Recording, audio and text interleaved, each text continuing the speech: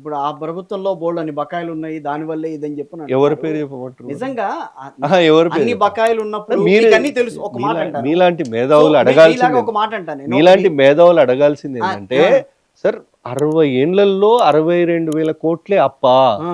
కేసీఆర్ 10 ఏండ్లలో 8.5 లక్షల సార్ కోట్ల అప్ప, ఇంత నేను ఆ దోపిడీ యాంగిల్‌లో ఏంటి? కూడా అడుగుతాను. నేను ఆ ఇది మీరు యాంగిల్‌లో కూడా అడగాల్సిన అడుగుతా. ప్రశ్న. మహేష్ గారు ఆ మీరు యాంగిల్‌లో అది కూడా పక్కకు అడుగుతా. పెట్టి నేను అట్లా కాదు. ప్రతిదానికి గత 10 ఏళ్లుగా ఇంత అప్పుంది. దీని గురించి మనం మాట్లాడాలి. దాచిపెట్టారు ఏనాడన్నా ఎన్నికల్లో దాచిపెట్టారు ఇవన్నీ చెప్తున్నా. జరిగినాయి అని అన్ని గురించి మీరు మాట్లాడినప్పుడు ఈ మీరు అప్పులని మనం తీర్చాల్సిన బాధ్యత ఉంది. మా అప్పులన్నీ లేవు అని బుకాయించే ప్రయత్నం అప్పటి ఫైనాన్స్ మినిస్టర్ ఉన్న హరీష్ రావు గారు చేస్తే, బట్టి విక్రమార్క గారు లేచి తీసి మొత్తం అంతా చదివాడు. బడ్జెట్ అంతా చూపించి ఏవైతే సెక్యూర్డ్ లోన్స్ ఉన్నాయో, అంటే వీళ్ళు గ్యారంటీ ఇచ్చిన లోన్స్ ఉన్నాయో అవి మెన్షన్ చేయకుండా ప్రభుత్వం చేసిన డైరెక్ట్ అప్పులను మెన్షన్ చేస్తూ ఓన్లీ 3.5 లక్షల కోట్లేగా మా అప్పు అని ఏదో శుభాయిస్తాలు చెప్పే ప్రయత్నం హరీష్ రావు గారు చెప్తే, వెంటనే ఉప ముఖ్యమంత్రిగా, ఫైనాన్స్ ఆర్థిక శాఖ మినిస్టర్గా వారు చాలా కేటగిరికల్గా చెప్పారు. రాష్ట్ర ప్రజానీకం అంతా కూడా చూశారు. తెలంగాణ రాష్ట్రానికి 30,000 కోట్లు ప్రతి నెల ఖర్చు, మనకు 18,000 కోట్ల ఆదాయం వస్తుంది. 18,000 కోట్లు ఓ